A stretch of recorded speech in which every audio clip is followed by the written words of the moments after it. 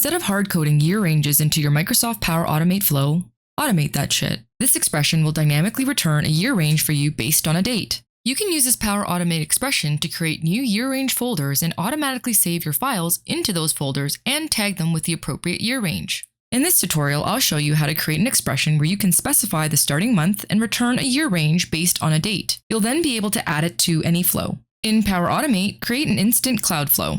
An instant cloud flow will make it easy to test out the expression while we build it. For this tutorial, I'll be using a few compose actions to make it easier to understand. Add a compose action. We'll use this compose action to store the date. I'll manually enter in a date for testing purposes. Next, add another compose action. We'll use this compose action to store the current and next year range. We'll need an expression. Add a format date time function. Insert the outputs from the date compose action. Add a comma, single quotes, and YYYY for the year. Place your cursor outside the closing bracket. Add a comma and a hyphen between two single quotes and another comma. To get the next year, use the add days function. Insert the output from the date compose action.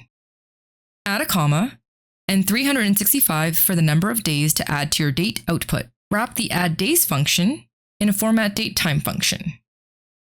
Place your cursor inside the closing bracket, add a comma, single quotes, and YYYY for the year.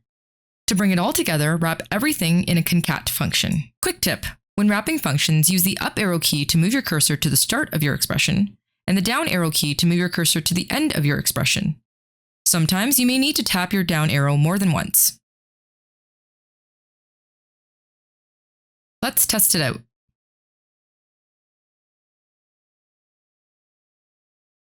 This compose action should return 2023 to 2024. Now we need an expression to return the previous and current year range. Add a compose action. To return the previous year from the date compose action output, we'll use the add days function. Insert the output from the date compose action.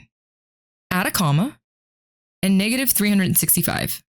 This will subtract 365 days from the date, giving us the previous year. Wrap the add days function in a format date time function. Place your cursor inside the closing bracket. Add a comma, single quotes, and YYYY for the year. Place your cursor outside the format date time function.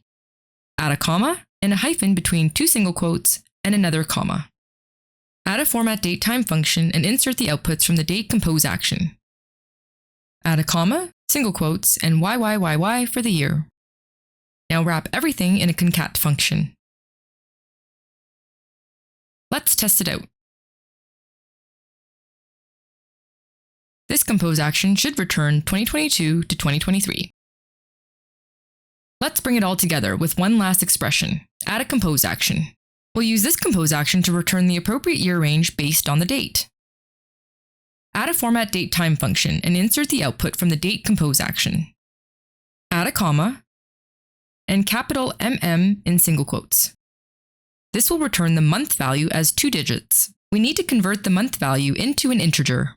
Wrap the format date time function in an int function. Next, wrap the int function in a greaterOrEquals function. Place your cursor inside the closing bracket, add a comma, and a number. Let's say my year rolls over every April. For that, I'll enter the number 4. You can customize this number to suit your needs. Next, wrap the greaterOrEquals function in an if function. Place your cursor inside the closing bracket and add a comma.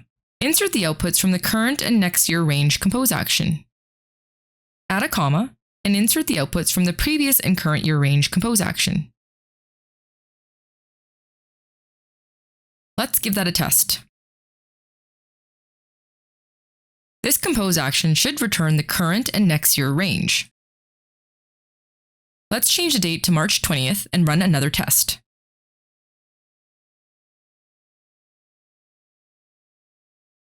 This should return the previous and current year range. Now that we've confirmed that the expression works, place everything into a scope action to make it easy for you to add to any of your flows. On my SharePoint site, I have a bunch of invoices I'd like to file based on their invoice date. I already have a flow ready to go. I'm using this compose action for the destination folder path. I'll copy the scope action from my previous flow to my clipboard. I'll insert the scope action here. Select my clipboard, and I'll select the scope action. I'll drag the compose action below the scope action. In the date compose action, I'll replace this with the invoice date. In the folder name compose action, I'll insert the outputs from the My Year Range compose action here. Let's run a test. All the invoices have been moved into their appropriate year range folders.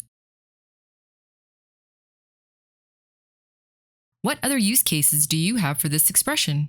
Let me know in the comments down below. If you found this video helpful, please consider giving it a like. Don't forget to subscribe so you don't miss out on more Power Automate expression tips and tricks. Thanks for watching!